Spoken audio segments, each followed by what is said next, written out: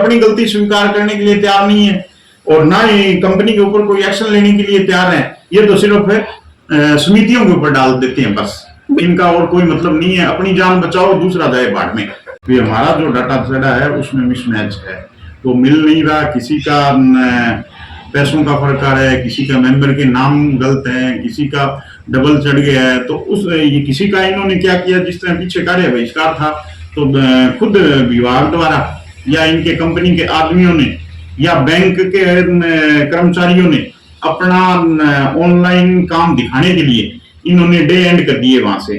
अब वो day and कर दिए, वो खुल नहीं रहे।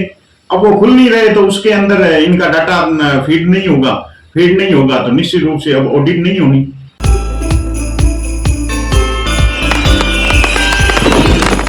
नमस्कार सर जी। नमस्कार।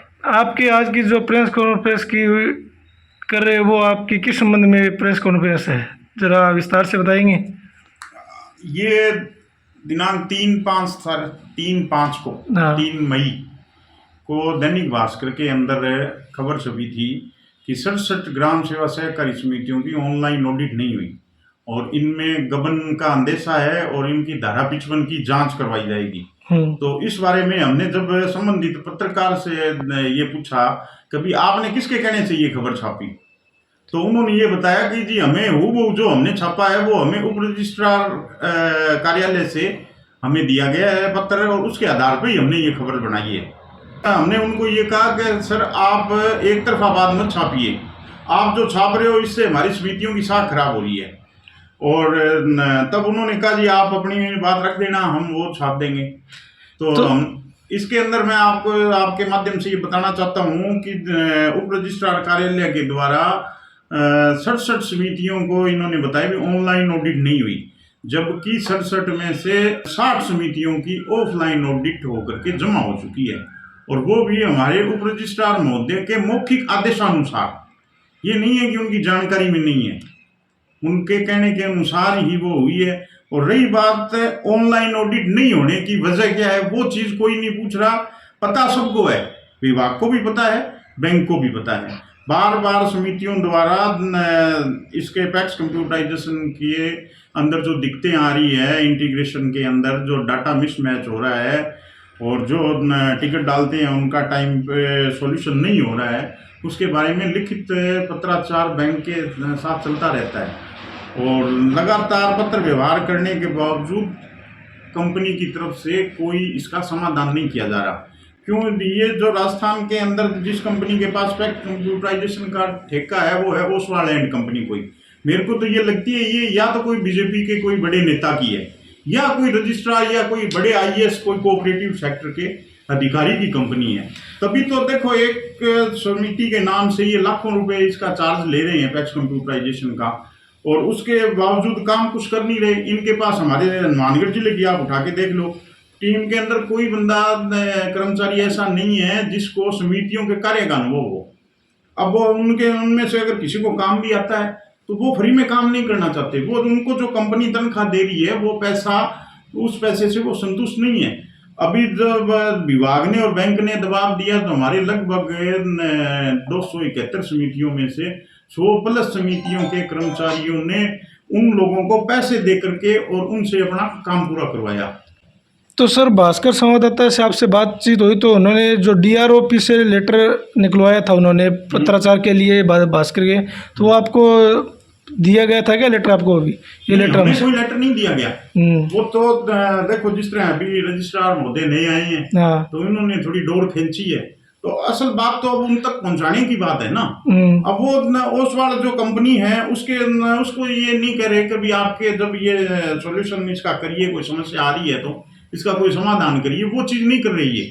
ये उल्टा अपनी जान बचाने के लिए समितियों के पालन में अपनी गेंद फेंक रही है। बात ये है केंद्र सरकार की जो योजना पैक्स कंप्यूटराइजेशन योजना, उसके अंतर्गत भारत सरकार ने एक परियोजना बनाई है 2022 से 27 से लेकर, उसका टेंडर ओसवाल कंप्यूटराइजेशन कंपनी को दिया गया है। उनका पूरा दायित्व बनता है कि वो 2027 तक सभी समितियों का इंटीग्रेशन करके और पूर्ण डाटा और ऑडिट उनका करवाएं और व्यवस्थापकों को नॉलेज भी दे उसके बारे में। नहीं, नॉलेज वाली और ट्रेनिंग वाली कहीं जमीन भी की तो जैसे है ही नहीं कोई बात है। सुनने में भी अपने भादरा ब्रांच की कई समितियों कई ब्रांचों में वो आए भी नहीं, ट्रेनिंग आए हैं तो साइन करवा के ले जाते हैं 10 दिनों के। हाँ, एक दिन उन्होंने कैंप लगा लिया, उसी दौरान जिस तरह भादरा हमारे कैंप लगा एक दिन कैंप लगा, तो उसके अंदर उन्होंने चारों ब्रांचों के भादरा इकट्ठे कर लिए, जितने भी मेंबर आए उनसे एक साथ फॉर्म पे साइन करवा लिए, आप कल मत आना, चाहे आप इस पे साइन कर दो।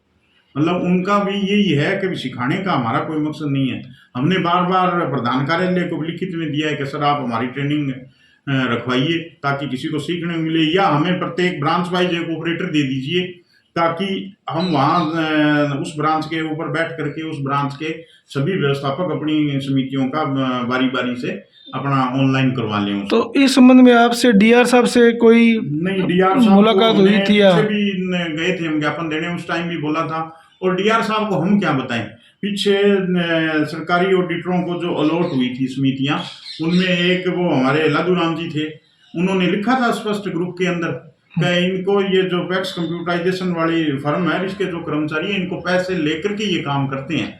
तो जब विभाग का एक इंस्पेक्टर ये बोल रहा है स्पष्ट, और उसके बावजूद उस कंपनी के खिलाफ कोई एक्शन नहीं करना, सिर्फ समितियों की साख खराब करने के लिए अखबारों में दे दी बड़ी बड़ी, कभी इनके अंदर गबन है। देखो हमारे इधर भादरा की नोड की जो समितियां हैं उनके अंदर ना ही तो मिनी बैंक का काम है और ना ही कोई स्टॉक का काम है, बहुत कम काम है भी जिन समितियों के पास, तो हमारे इधर कोई फर्क नहीं पड़ता। लेकिन जो टिब्बी, संगरिया, हनुमानगढ़, गोलूवाड़ा उधर की जो समितियां हैं उनके अंदर अब जिनका डिपॉजिट जमा है वो तकाजा करेंगे, कल को बैंक कहेंगे डिपॉजिट लाओ, डिपॉजिट लाएंगे कहाँ से? डिपॉजिट तो आपने निकलवा दिया, उनकी साख खराब हो रही है समितियों की। साख खराब होगी तो अपना पैसा तो हर एक व्यक्ति संभालेगा क्या? वो आपसे वापिस लेगा, और वापिस लेगा तो फिर अब आपके ऊपर दबाव आएगा, नया लोन बांट लेंगे, ये कुछ है नहीं, और उल्टा ऊपर से ये काम और कर रहे हैं। भी जानकारी में ये भी आया है भी कई समितियों ने इनमें से ऑफलाइन ऑडिट करवा ली है, तो भी अगर कोई समिति या कोई भी विभाग हो अगर उसकी ऑडिट हो जाती है, चाहे ऑफलाइन हो ऑनलाइन हो, अगर ऑफलाइन ऑडिट हो गई वो अपने डीआर ऑफिस और एससी ऑफिस में जमा करवा दी है, तो वो आपने जमा करवा दी है तो उसके डाटा उन्होंने चेक किए होंगे तभी उन्होंने जमा करवाई है ऑडिट। ये मैं आपको एक और ये कहना चाहता हूँ, जब ये कह रहे हैं कि जिनकी ऑनलाइन ऑडिट नहीं हुई उनमें गबन का अंदेशा है, हाँ। तो क्या हमारे डीआर साहब ये प्रमाण पत्र दे सकते हैं क्या जिनकी ऑन सिस्टम ऑडिट हो गई है उनमें गबन नहीं है? सही बात है। अगर ये दे सकते हैं तो मैं गारंटी लेता हूँ आपको इनकी 67 की भी और करवा देंगे। सही बात है। ऐसा कुछ नहीं है, ऑफलाइन ऑडिट होगी वो भी ऑडिट ही है, जो ऑनलाइन होगी वो भी ऑडिट ही है। भी अगर आपको ऑडिट स्वीकार नहीं करनी थी तो आपने ऑफलाइन ऑडिट जमा क्यों करवाई समितियों की? ऐसा कुछ नहीं है, ये सिर्फ अपनी साख बचाने के लिए और हमारे ऊपर डाल रहे हैं, हमारी समितियों की साख खराब कर रहे हैं। कभी कह रहे हैं हम धारा 55 की जांच कराएंगे, हमारे जिन समितियों की धारा 55 की जांच हो चुकी है उनमें आप वसूली करिए ना, उनमें आगे की कार्रवाई करिए, कौन मना कर रहा है? विभाग को रजिस्ट्रार महोदय का स्पष्ट निर्देश है, प्रत्येक साल समिति की का निरीक्षण विभाग का कर्मचारी करेगा, वो चाहे बैंक का हो चाहे डीआर ऑफिस का हो। करते तो नहीं, कोई नहीं आता यहाँ, सिर्फ इन्होंने कहना है, करना इन्होंने कुछ नहीं है। अगर इस संबंध में डीआर ऑफिस से कोई आपकी बातचीत नहीं होती है तो आगे की क्या रणनीति रहेगी आपके संबंध में ऑडिट के विभाग? ये जो अखबारों के अंदर इस तरह की एक अनर्गल बयानबाजी विभाग द्वारा की जा रही है और समितियों की जो साख खराब कर रहे हैं, अगर इसके ऊपर विभाग द्वारा कोई स्पष्टीकरण जारी नहीं किया जाता है तो हम आगामी दिनों में सभी अध्यक्ष महोदयों को साथ लेकर के और इसके ऊपर आगे की रणनीति बना करके एक बड़ा आंदोलन करेंगे, जिसमें निश्चित रूप से समितियों की वसूली का काम भी प्रभावित होगा। और ये जो ऑन सिस्टम 67 की कह रहे हैं, आने नया वित्त वर्ष चालू हो चुका है, ये तो पीछे की बता रहे हैं ये। हाँ। नया वित्त वर्ष जो चालू हो चुका है उसके अंदर 1 महीना बीतने के बाद भी अभी तक एक भी समिति की ऑनलाइन ऑडिट नहीं हुई है, तो वो भी प्रभावित होगी इनकी। एक बात ये भी सुनने में आई है किसी समिति का इंटीग्रेशन किसी कंप्लीट कर दिया है फिर उसका डाटा ऑटोमेटिक डिलीट हो रहा है, ऐसा भी कोई है क्या समिति? जब बार बार बैंक को पत्र लिख के दे दिया गया कि हमारा जो डाटा चढ़ा है उसमें मिसमैच है, वो मिल नहीं रहा, किसी का पैसों का फर्क आ रहा है, किसी का मेंबर के नाम गलत है, किसी का डबल चढ़ गया है, तो ये किसी का इन्होंने क्या किया, जिस तरह पीछे कार्य बहिष्कार था तो खुद विभाग द्वारा या इनके कंपनी के आदमियों ने या बैंक के कर्मचारियों ने अपना ऑनलाइन काम दिखाने के लिए इन्होंने डे एंड कर दिए वहाँ से, अब वो डे एंड कर दिए, वो खुल नहीं रहे। अब वो खुल नहीं रहे तो उसके अंदर इनका डाटा फीड नहीं होगा। फीड नहीं होगा तो निश्चित रूप से अब ऑडिट नहीं होनी। अब ये अपनी गलती स्वीकार करने के लिए तैयार नहीं है और ना ही कंपनी के ऊपर कोई एक्शन लेने के लिए तैयार है। ये तो सिर्फ समितियों के ऊपर डाल देते हैं बस, इनका और कोई मतलब नहीं है। अपनी जान बचाओ, दूसरा जाए भाड़ में। सबसे बड़ी मुख्य बात ये भी इंटीग्रेशन का जो डाटा होना चाहिए वो ओसवाल कंपनी आपको सही करके देगी पोर्टल के भाई ऊपर। जो पैसे ले रही है जो कंपनी, जिसको विभाग द्वारा पर समिति 3-3, 4-4 लाख रुपए इसका खर्चा दिया जा रहा है, तो फिर उनसे हिसाब भी तो लीजिए ना आप तो उल्टा चोर कोतवाल को डांटे। ये तो अपनी मतलब ऊपर की, या तो ये है कभी कोई भारतीय जनता पार्टी के किसी नेता की ये कंपनी है या कोई बड़े आईएएस की ये कंपनी है, उनकी जी हजूरी के लिए ये तो हमें उल्टा डांट रहे हैं, ये हो रहे हैं।